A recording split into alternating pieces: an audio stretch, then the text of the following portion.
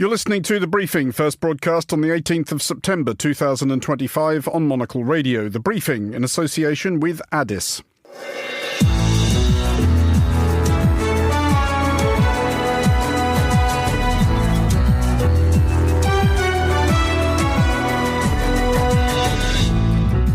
Hello and welcome to The Briefing, coming to you live from Studio 1 here at Midori House in London. I'm Andrew Muller. Coming up on today's programme,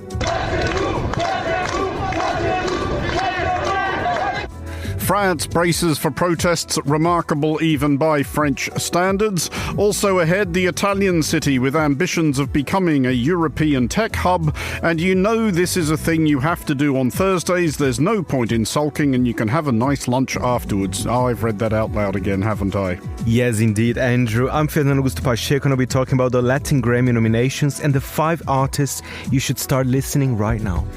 Yeah, that's not going to happen. That's all coming up right here on The Briefing on Monocle Radio.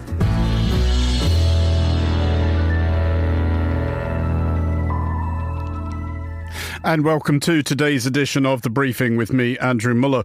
Where France is concerned, it takes pretty spectacular civil protest to command headlines in France, never mind anywhere else. What most other countries would regard as positively revolutionary tumult, France calls Thursday. Nevertheless, impressive numbers and proportionate chaos are expected throughout the country today, as several trade unions call their members out in protest against President Emmanuel Macron in general and his ideas for confronting France's colossal budget deficit in particular. I'm joined with more from Paris by Monocle's Paris Bureau Chief, Simon Bouvier. Simon, so far, relatively early in the day, about lunchtime, what sense of the scale of these do we get? Bonjour, Andrew. I think the message from authorities and from Interior Minister Bruno Retailleau in particular is that everything is going as expected. The number of protesters that is expected to be on the streets today is between 600,000 and 900,000 across the country. And there was a lot of hype, Andrew, by the government, or outgoing government, I should say, over the fact that there might be some extremist groups that were going to be embedded in these protests organized by an alliance of 8 of France's biggest unions. But so far, there hasn't been much in the way of chaos, just the regular French discontent at such events. Even if we pick a number at the upper end of those estimates, Simon, and say 1 million people turn out today, that would be obviously a huge protest, but it would still mean that 67 million people didn't turn out today. Is it possible to say where actual public opinion is on this? Yes, it is, Andrew. I mean, there have been polls on this. I think the numbers are that there is a clear majority that support the strikers, but it is not huge either. So I think it also depends traditionally for these strikes, if they go on for long and they disrupt daily life for an extended period of time, then the strikers lose support. I don't think that's the plan this time. This, unlike the September 10th protest that we saw, this Bloquons Tout movement, which was more of a grassroots, online-driven movement that was compared to the Yellow Vests movement. This is an old-school organized labor play to flex their muscles as the budget negotiations that you mentioned in your opening, Andrew, get underway under the supervision of the new Prime Minister, Sébastien Lecornu. Well, I'm glad you mentioned him because my next question was the admittedly somewhat self-answering one of would it be fair to say that the appointment of yet another new Prime Minister has not really calmed everybody down? No, and reflecting the general weirdness of French politics these days, Andrew, this was a strike that was originally called by the unions to protest a budget that is now obsolete, since the budget in question was the budget of outgoing, or at least former Prime Minister François Bayrou, who has now resigned. Lecornu has already said that he's going to scrap a number of the controversial proposals that were in that budget. So, you know, the outlines of what this new budget might look like are still deliberately blurry because Lecornu is trying to see, just a few days into the job, who wants what and how he might be able to square the circle of what this budget represents. But this is unions flexing their muscles. And I think in Lecornu's camp, they don't think that this is necessarily bad for them. I think they see a potential very strong showing from organized labor as a card that they can play, because they need seats in parliament, they need votes, and if they deal directly with unions that are strong, then it's going to be difficult for the more left-leaning parliamentarians to distance themselves from a very unpopular government that is led by a Macron ally. Simon, if we survey the grand sweep of French protest and French dissent over the centuries, it does seem to unite around a theme, to quote from Marx Groucho as opposed to Marx Karl, whatever it is, I'm against it. Is there any sense that these protests are actually in favour of anything, which is to say, is anybody advancing any better ideas?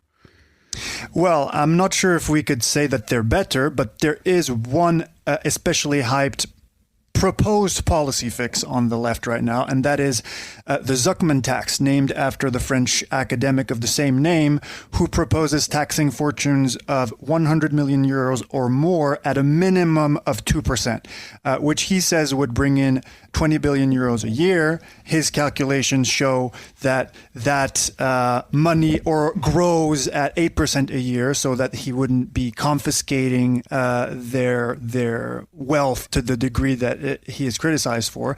But of course, needless to say, the business community doesn't find this proposal to its taste, France being the most taxed country in the European Union. So this proposal, though, has cross-partisan appeal among voters. You wouldn't be surprised by that, Andrew. I mean, I think because it only concerns 1,800 fiscal households across France. Of course, most people say, great, I'm not going to be touched by this, so let them pay for it. But there is this feeling, again, across political affiliations among voters, that the top earners in France are not doing their fair share of the burden for plugging this massive hole in France's public finances. And just finally, Simon, is there also a discernible theme of clamour for President Macron to call an early presidential election, which, to be clear, he is under absolutely no obligation to do? Well, I think clamor is a bit of an overstatement. I think most people think that it would be a dangerous precedent for him to set. I think there's no indication that he has any intention of doing so. So it is highly unlikely that it will happen. But there are some, and in particular the far left, who are calling for him to do that because in the kind of world of partisan political plays, they think that that is their best chance at essentially getting the top job, right? Because France has a system that has 2 rounds in the presidential election. I think the far left, led by Jean-Luc Mélenchon, is calculating that this is their best chance at ever coming out on top of that contest. But I wouldn't say that there is a kind of wide claim for that to happen just yet. I think the level of dysfunction that will happen between now and 2027 will be the kind of indicator of how much that pressure will grow. Simon Bouvier in Monocle's Paris Bureau, thank you very much for joining us. You are listening to The Briefing on Monocle Radio. Here is Laura Kramer with the day's other headlines. Thanks, Andrew. Donald Trump is meeting UK Prime Minister Keir Starmer today at the British leader's country home Chequers. The talks come after Trump announced a more than $200 billion investment into the UK. Critics say most of the money comes from Blackstone and call it a crumb from the Silicon Valley table.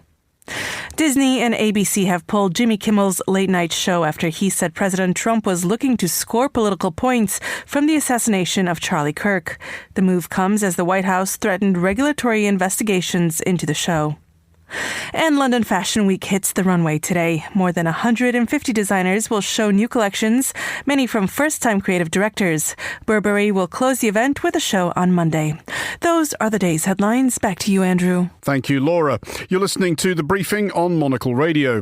Over the past 4 decades, Willie Williams has designed innovative projects across various mediums, crafting lighting and video design for countless plays, immersive tour experiences, performance art collaborations and public works. His combination of artistic and technological creativity has reshaped industry standards, and he continues to explore new avenues of expression. Monocle's Sophie Monaghan-Coombs and Willie Williams discuss his work at the National Theatre's production of Inter Alia in London and how to strike the balance between performer and technology on stage, including with Williams' previous collaborators David Bowie and U2. I think initially I felt like the challenge of the second play would be to differentiate it from the first one, because it's broadly around the same themes, which is the law around sexual assault. Susie was a barrister and she's married to a judge, so she's really immersed in that world. And to no one's surprise, of course, the laws around sexual assault are pretty hopeless. So I wondered how this play would find its feet as an independent piece, but it really has. It's quite a different story. The central character is a female High Court judge, and what Susie is so good at, the way she writes, you think it's about one thing, and then it turns out to be about something far more complex. So that was really the introduction to it as we started to find our way in.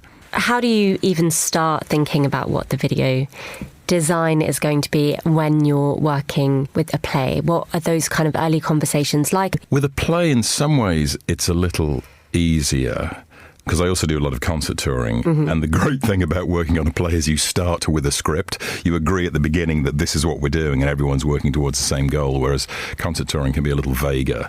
And for me personally, sometimes I will design an entire production, sometimes I'll direct, and occasionally like this I'll just do one specific piece. And I really enjoy all those different relationships to projects. It's really good for variety. And with this one, the video is a very small part of this play, as with Prima Facie, but it was really interesting on this play because I realised early on that the video would serve a few different functions. Sometimes it's very straightforward, like there's a karaoke bar and we did the Bouncing Ball lyrics. And sometimes it's scenic.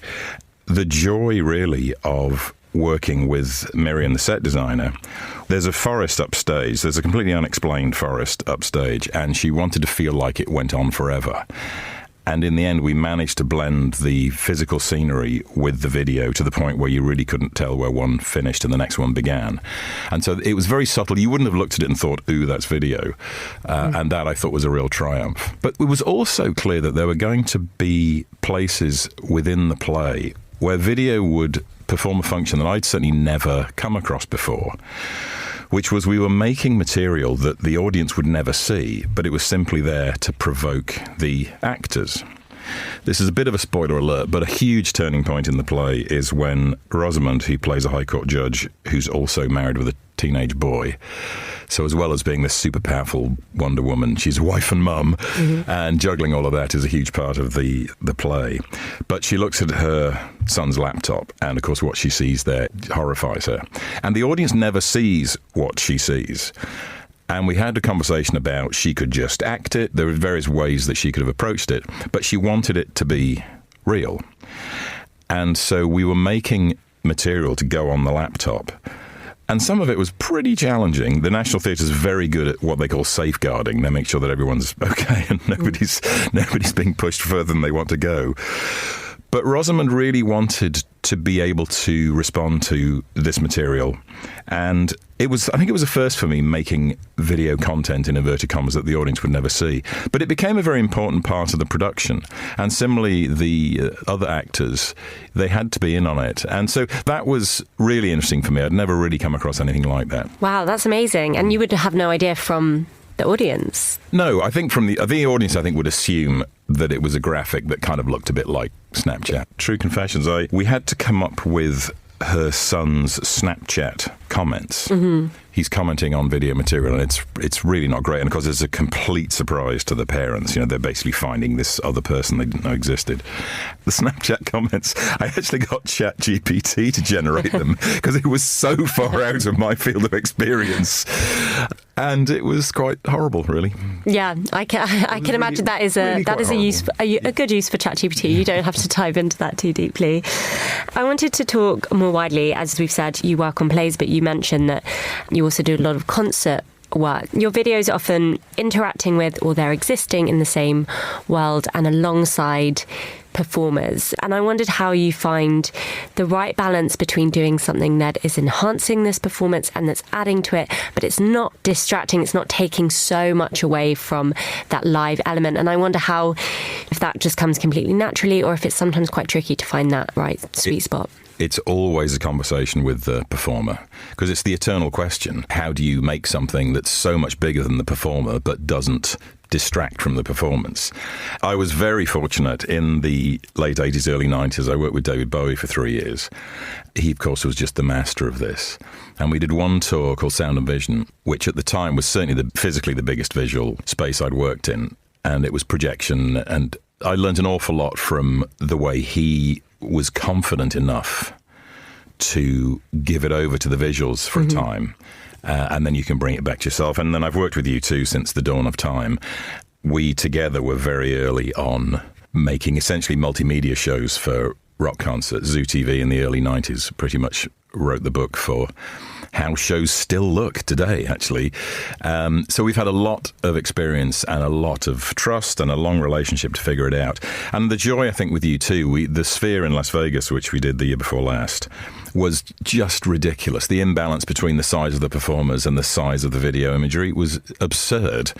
But there's sufficient confidence, and we're all now so used to working with this medium, it becomes a dance. And I think the joy of it is when you work with a performer who's confident enough just to let go. You know, you've got no chance of competing in inverted commas. But as long as the audience feel like everything they're seeing and hearing is coming from the performers, if the performers feel like they're in control, then it can work.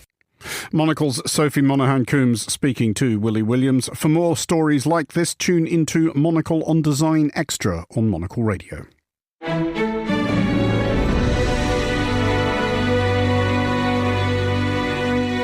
You're listening to The Briefing on Monocle Radio. Bologna is widely and correctly fondly regarded on a number of fronts, but it is perhaps not generally foremost among those cities which leap to mind when considering bustling tech hubs. That may change, at least if attendees at the Bologna Gathering, capital B, capital G, get their way. Among them is Monocle's Europe editor-at-large, Ed Stocker.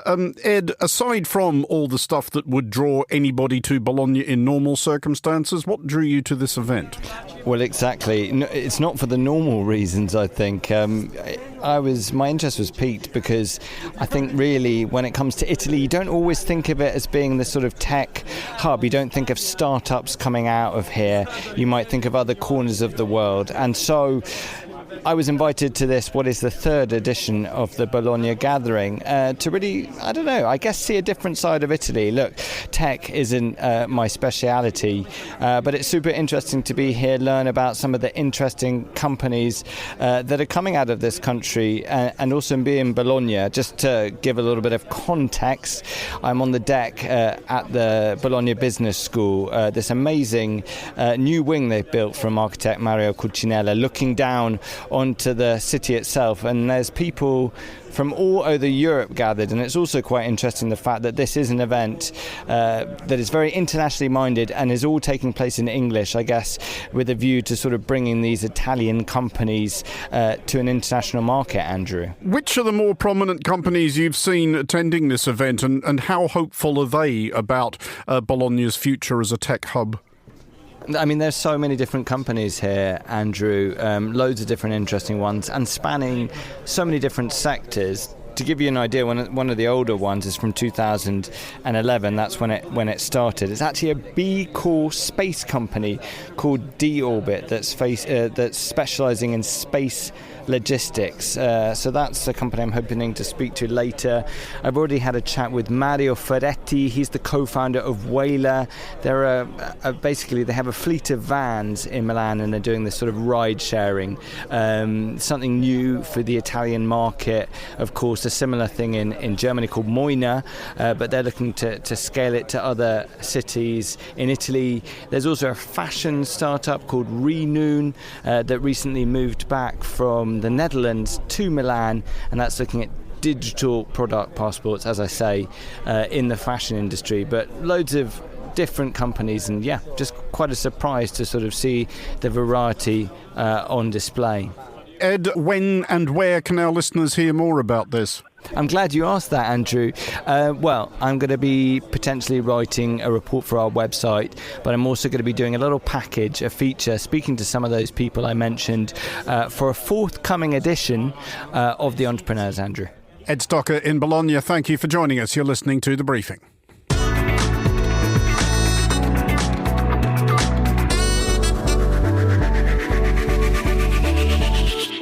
You're back with The Briefing on Monocle Radio, and by you, I mean those listeners who do not know what that brief fanfare portends and have therefore not flung themselves into the nearest available pond, or possibly just their radio. It's time, once again, for Fernando Augusto Pacheco and his global countdown. Fernando, where are we going this week? It's a personal one because it's a Latin Grammy special. The nominations came out yesterday, and, instead of looking who has been nominated or whatever, I decided to look at 5 artists that I think people should watch out for. Some of them are very well known, some of them perhaps not. I suspect, Fernando, I too am going to agree that people should watch out for these artists, but we may mean different things by that. Is nomination for a Latin Grammy a reliable indicator of quality? I think so. I genuinely think the Latin Grammys are becoming more and more respected, I have to say. They are expanding. Are many people saying this? And let's be honest, Latin music is not just for Latin America. All those artists, they are charting in the US, in Europe, in Asia, in Africa. It is a big deal. Latin music here. Okay, so you've picked 5 from the nominations slate at the Latin Grammys. Are they arranged in order of what? Quality, popularity, alphabetical order? How have you done this? Order of interestingness. Order of interestingness. Does this word exist? Who can say? If not, I think it's a beautiful word, and I think let's roll with it. So the 5th most interesting track. I think you're ready for some Venezuelan electronica now. This is the group Ravayama. I don't think I will ever be ready for Venezuelan electronica. Number 5, Ravayama with Veneca. Están las mujeres venecas que son la boleta, que no van para el gym pero tienen cuerpo de atleta. No se sabe si son las cachapas o son las arepas. Y todas llevan queso. Si me mira la beso. Fernando, I've been to Venezuela. It is not clear to me what they have to be so upbeat about. Well, let's talk about it, okay? They are a group... Preferable to listening to it. They are a group from Venezuela, of course, and this song has been a massive hit in the country. And it is a song about Venezuelan women. It's quite sexy, fun, light-hearted. But it did become, in a way, a political song, because guess who didn't like the song?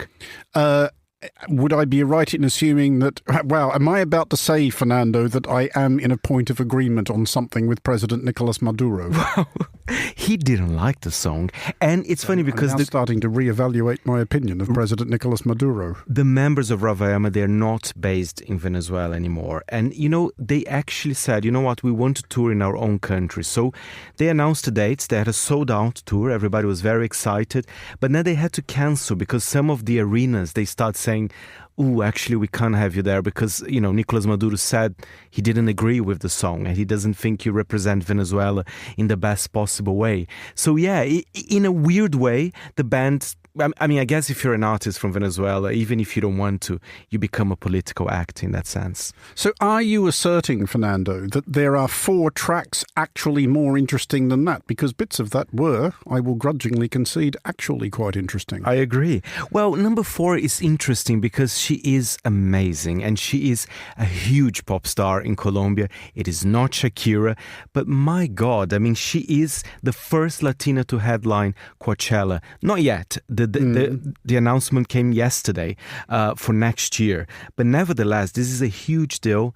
It's Karol G. We played the song on Monocle Radio. We're going to play it again. Si antes te hubiera conocido.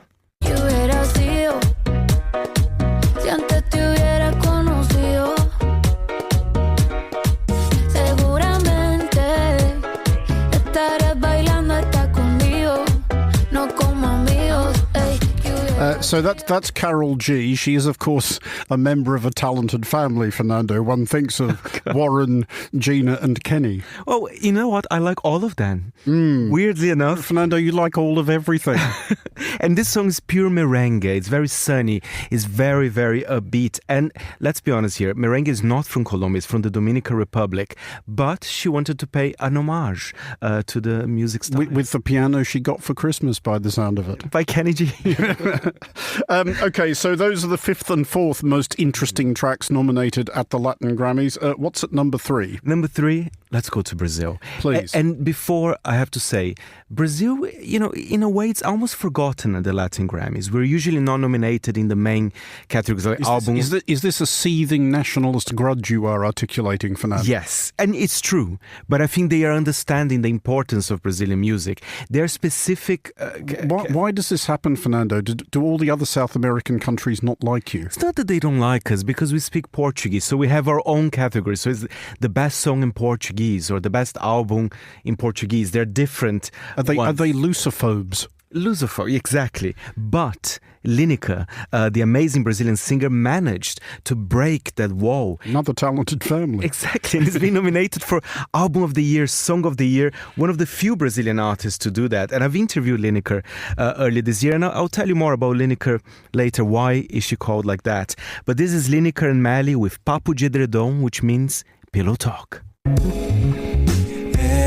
Pode ser do seu jeito, não arme confusão. Por mim tá tudo perfeito.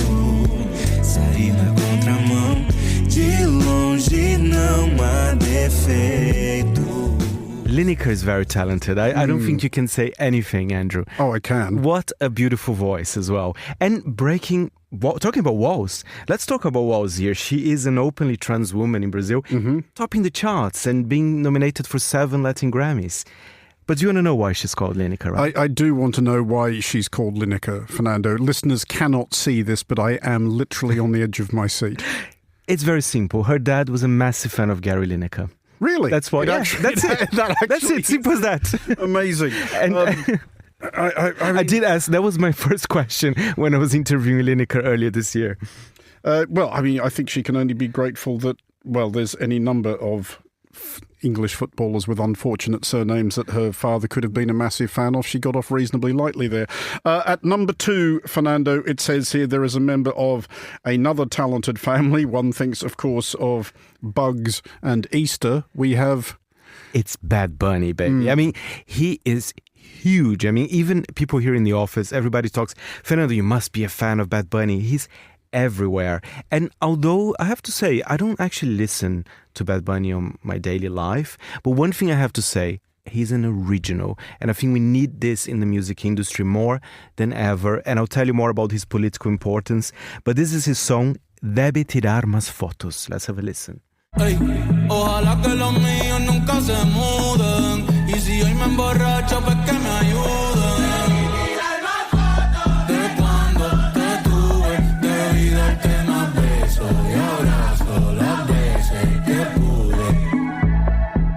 Is there a quick and simple way to explain Fernando? Because he is an intriguing artist. I will go ahead and concede that much. Why he has become such a big deal? Why has so much, I guess, attention and energy gravitated around him? Besides the great beats, of course, he only sings in Spanish. I think he's very, very true to himself. And I think he did something quite remarkable. Of course, he's currently on a world tour, but he had a residency of shows in his local Puerto Rico. And he decided not to tour in the US. And it was very pointedly the reason. He was saying that he didn't want his fans to be scared of ICE. And they said that they were very aggressive. He didn't like what's happening in the US at the moment. And he's huge in the US. I mean, when he released an album... He's huge everywhere at this point. He's huge everywhere. So it's quite an interesting and quite, brave. And I don't think we can say that for many pop stars today. Indeed not. This does bring us, Fernando, to your choice as the most interesting artist nominated at the current Latin Grammys, and I am looking at the running order here, Fernando. You know what I'm about to say. Yes. Is this a typographical error, as I very much hope it is, or is this one of those enraging people who thinks it's somehow clever to do something zany with one's name, like put the cases in the wrong place, or in this particular instance, put a number in the middle of it? It's not a typo. It is a number 7 indeed, but the internet tells me that the 7 should be read as a T. So I will be calling this Argentinian duo Catriel and Paco. Not K7 Real. No. Let's go for If it's a T, why don't they just use a T? Well, they are also originals, Andrew. They are very cool. It's just annoying. I'm a big fan of those two guys, and I'll tell you why. But this is Catriel and Paco Amoroso, El Día del Amigo.